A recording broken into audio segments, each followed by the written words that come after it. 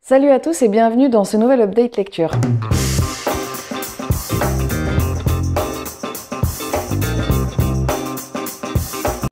Aujourd'hui, je vais vous présenter les livres que j'ai lus cette semaine et je vais également vous présenter ma pile à lire. Alors, c'est pas tout à fait pas ma pile à lire, mais je vais vous faire un book haul.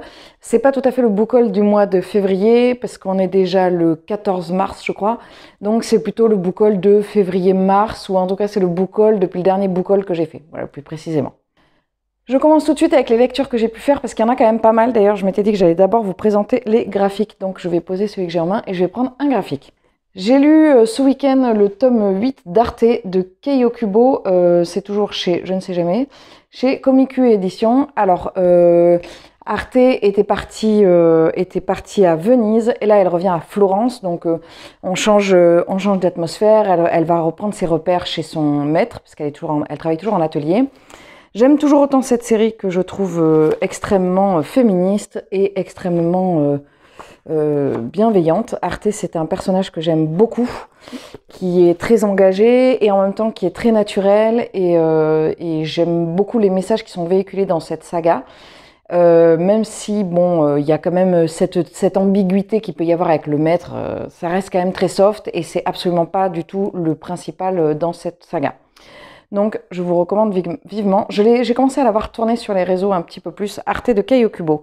J'ai lu un autre manga. J'ai lu enfin le tome, je ne sais pas combien. Voilà, je ne vais pas regarder avant.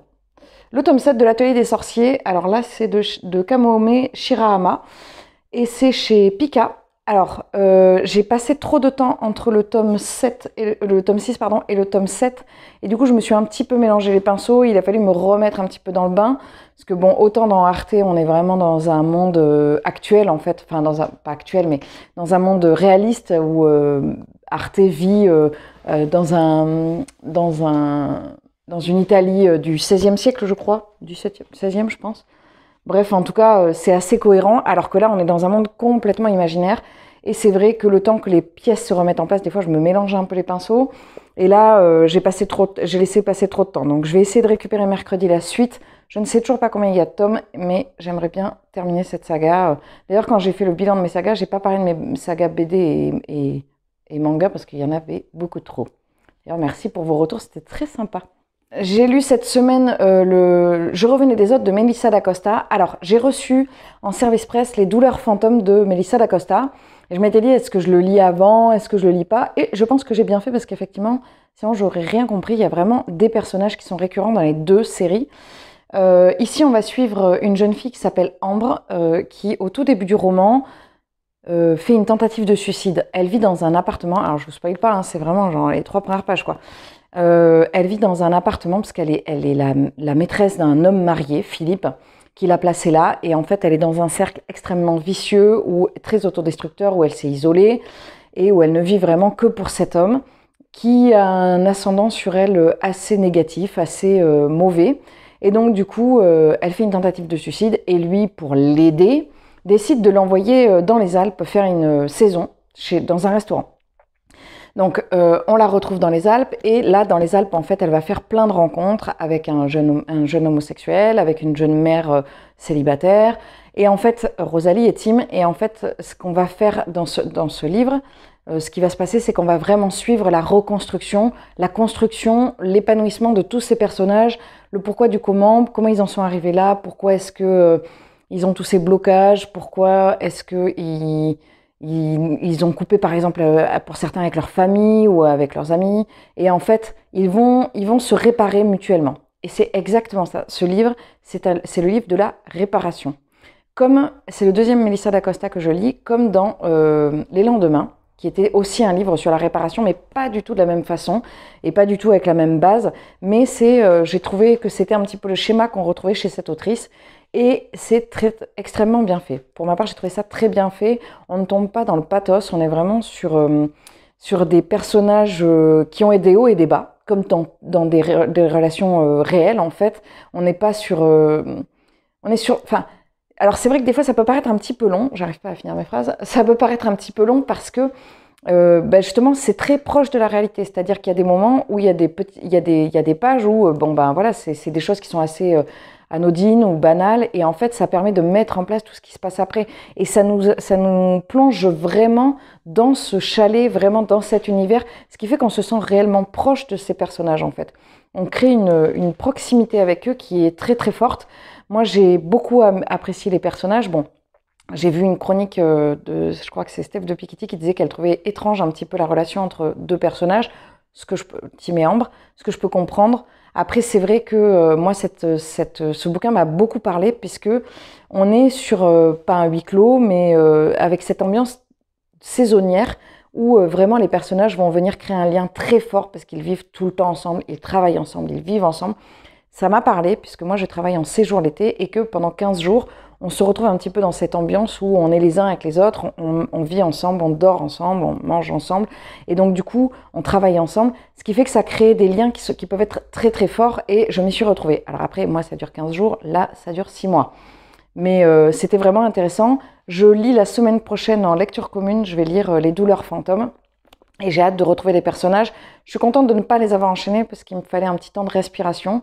Et de toute façon, j'enchaîne très rarement 2 tomes d'une saga pour éviter la déception généralement.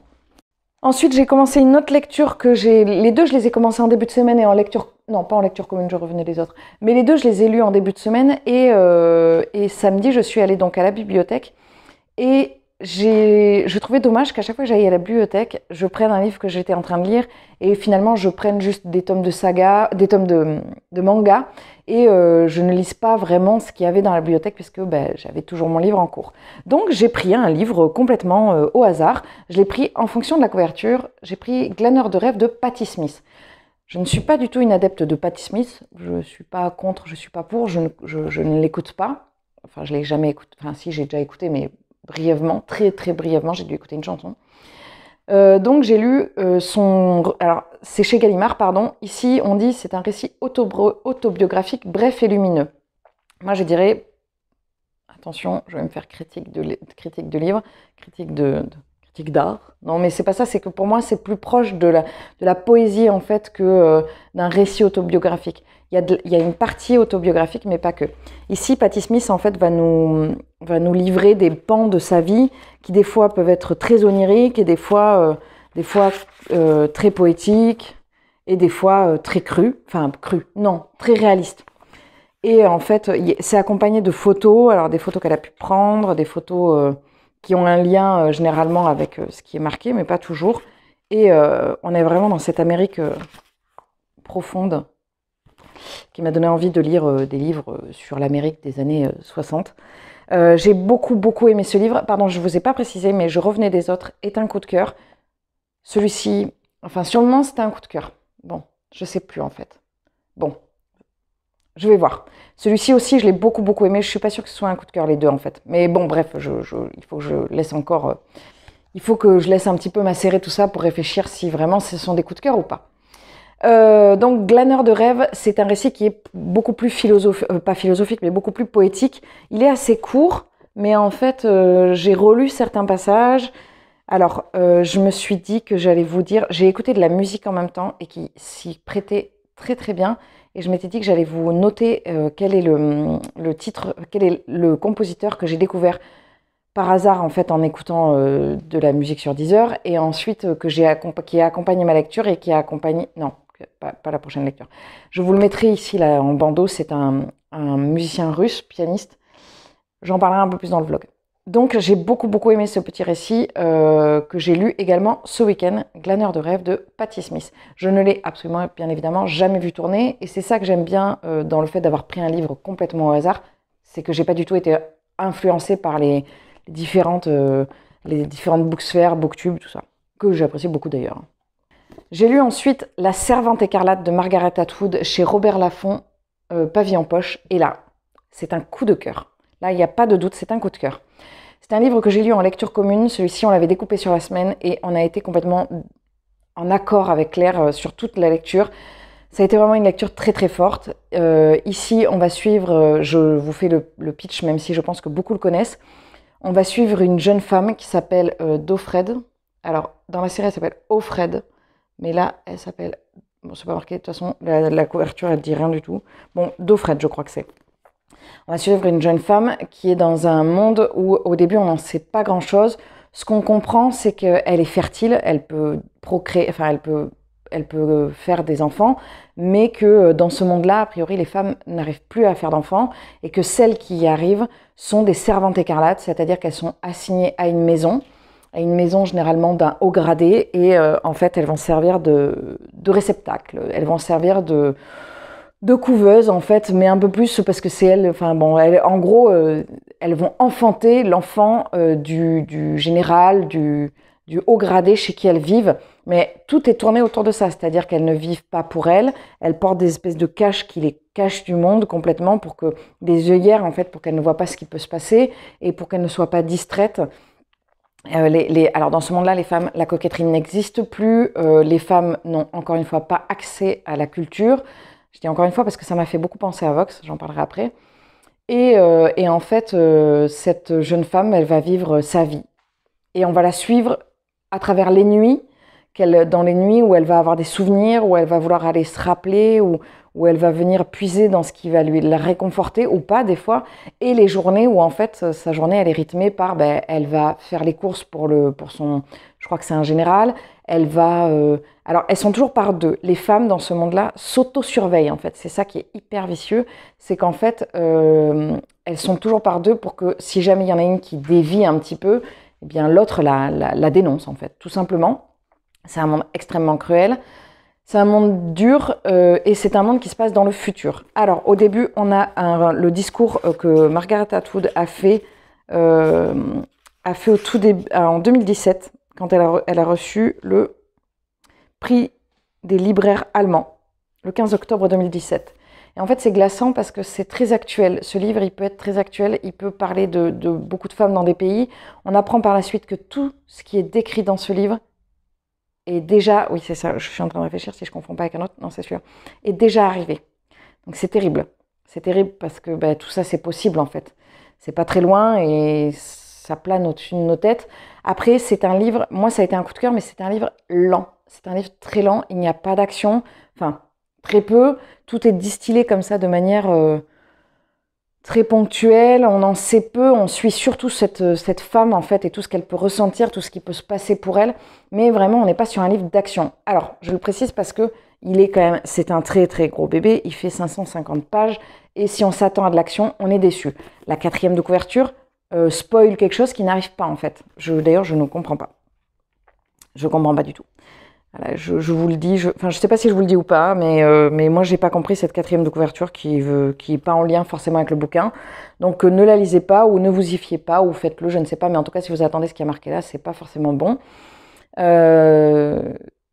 Il est très surprenant d'un bout à l'autre. C'est vraiment...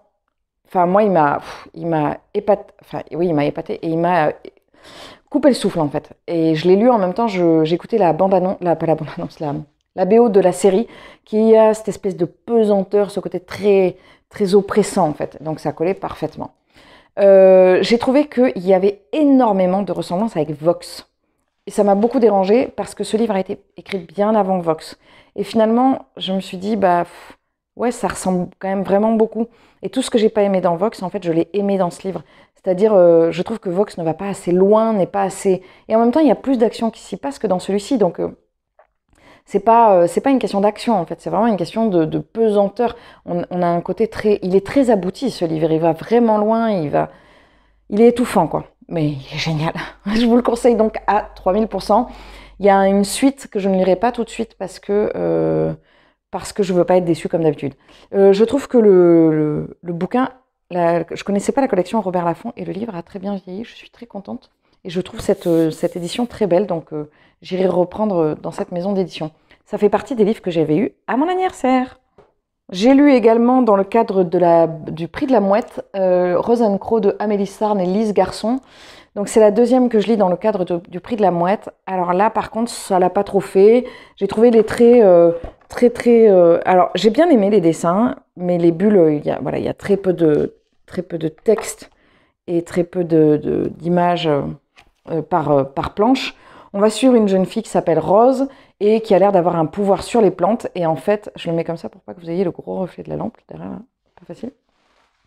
Et en fait, elle va être emmenée dans un monde où elle va comprendre que ses pouvoirs, parce qu'elle a des pouvoirs, ne viennent pas de nulle part.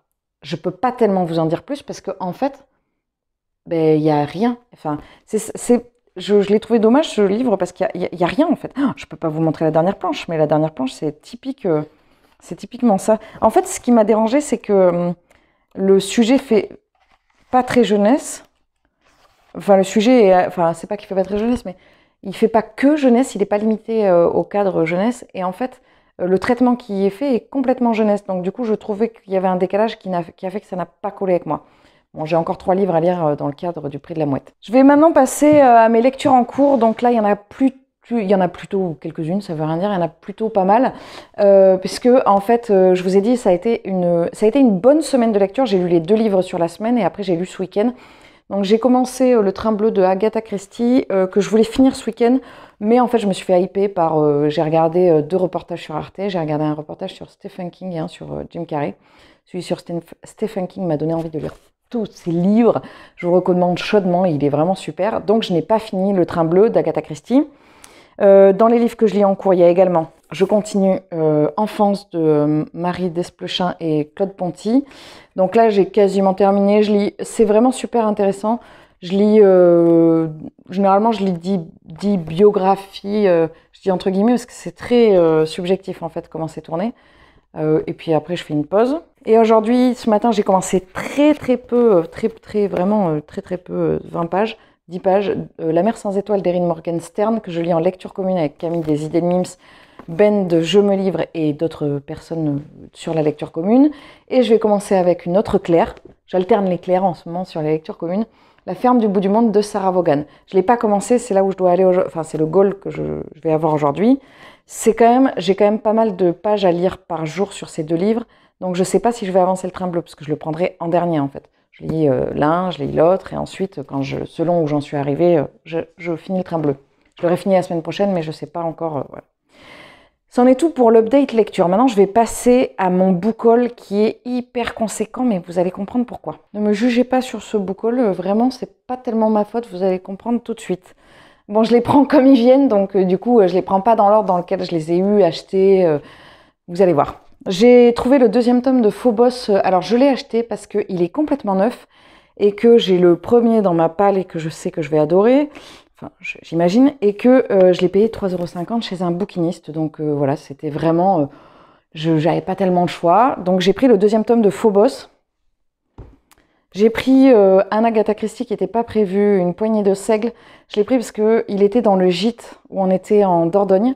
Et ma maman m'a demandé si je l'avais. Donc, comme j'ai prévu de les prendre dans cette collection maintenant et que j'ai prévu... Il est horrible. Et que j'ai prévu de le lire. Je ne l'avais pas dans ma palle, je l'ai pris, je lui prêterai. Donc voilà, c'était un petit achat pas prévu. Ça, ce sont des livres qui sont vraiment pas chers. Hein.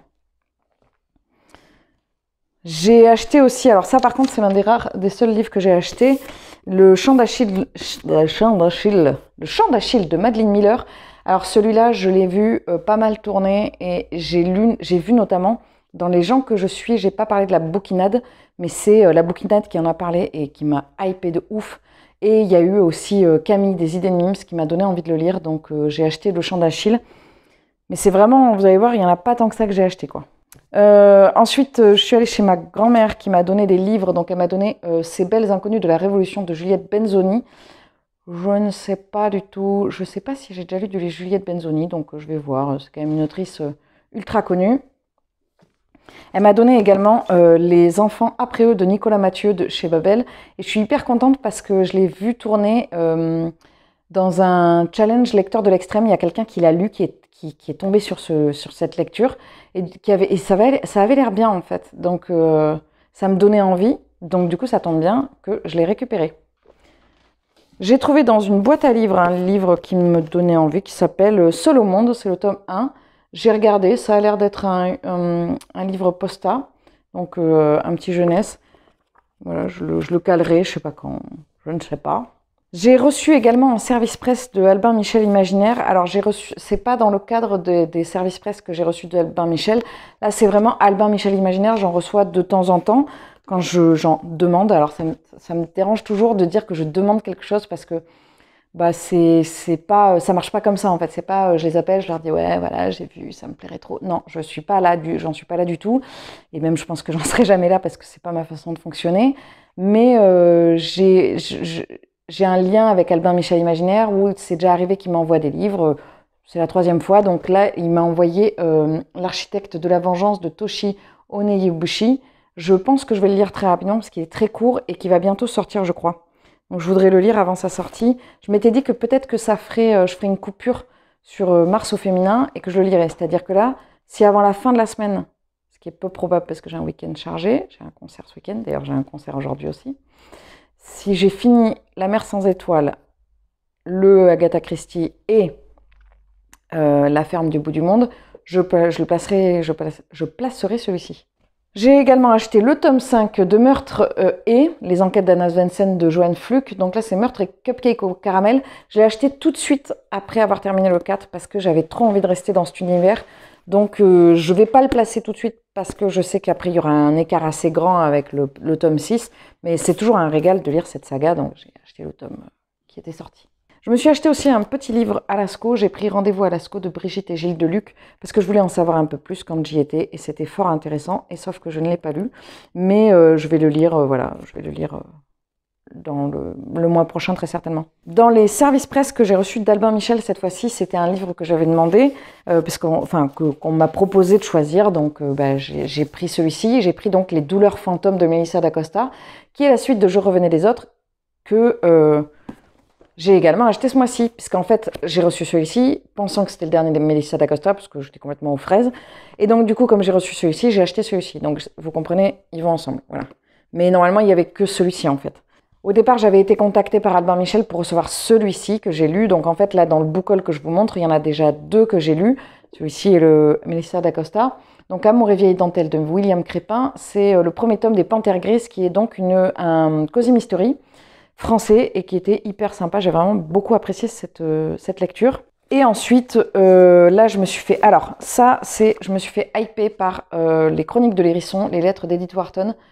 Celui-ci, je pense il est tout petit et je vais le placer clairement sur Mars. Mais en même temps, à un moment donné, Mars, ça se termine. Hein. Donc, je sais pas quand. Bon enfin, voilà. C'est les Chroniques de l'Hérisson qui m'a tenté avec celui-ci. En plus, c'est un petit livre à 2 €. Après, j'ai pris Les sorcières dans la littérature chez mon libraire, chez ma libraire, parce qu'il était en devanture et qu'on est quand même Mars au féminin. Sauf qu'en fait, ce sont des descriptifs. Je pense que je vais le lire. Il y a plein de chapitres sur différentes sorcières de l'histoire. Et les 2 prochains livres, c'est un peu particulier parce que j'ai participé à un concours de costumes avec ma librairie et avec ma fille, on s'était déguisés en Thorne et Ophélie de la Passe Miroir. On a gagné un bon d'achat de 10 €, donc j'ai acheté un livre pour elle et j'ai acheté 2 livres pour moi, notamment un qui m'avait complètement qui m'avait fait de l'œil, The Sinner de Petra Amesfar. Je l'avais vu la semaine d'avant et il m'a omnibulée. Je l'ai gardé en tête. J'ai vu la mini-série qui avait été faite autour de ce livre, mais j'arrêtais pas d'y penser en fait. Donc je me suis dit, il faut que je l'achète. Et pour terminer, je me suis dit que j'allais prendre un livre sur les conseils de ma libraire parce que je ne le fais jamais et que c'est quand même son métier. Donc j'ai envie de suivre un petit peu plus ce qu'elle me conseille. Donc j'ai pris un livre qui a beaucoup circulé, mais tant pis, c'est vraiment sur son conseil. Mais clairement, je sais que si elle ne me l'avait pas conseillé, je ne l'aurais pas pris parce qu'il me tentait, mais il me faisait un peu peur. J'ai pris Betty de Tiffany McDaniel. Il me fait peur parce que je sais qu'il est dur. Donc j'appréhende un petit peu. Il est très très beau. C'est l'édition de poche de chez Gallmeister. Enfin Totem, parce que c'est la nouvelle édition de Gallmeister. Il est très gros. Il est très beau. Voilà, c'en est tout de ce point lecture et de ce book haul qui va être extrêmement long à monter. Donc du coup, j'espère que ça vous a plu, j'espère que certaines lectures vous ont tenté. N'hésitez pas à me dire en commentaire s'il y en a certaines qui vous donnent envie ou... alors, si dans les livres que j'ai lus, il y en a certaines qui vous hype, que vous avez envie de lire suite à ce que j'ai pu vous en dire.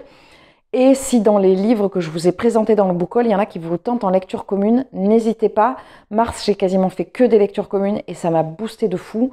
Et ça me permet, je sais, je me répète, mais vraiment de créer un lien tellement unique en fait avec chacun d'entre vous que c'est vraiment super. Donc n'hésitez pas à me mettre en commentaire s'il y a des livres qui vous tentent. Je vais vous laisser là, je vais aller faire le montage. Sur ce, je vous souhaite une très très belle journée. Je vous remercie encore d'être là et merci. Voilà, je vous souhaite une très belle journée, une très bonne semaine, un très bon mois, une très bonne année et je vous dis à très vite dans un prochain update. Salut!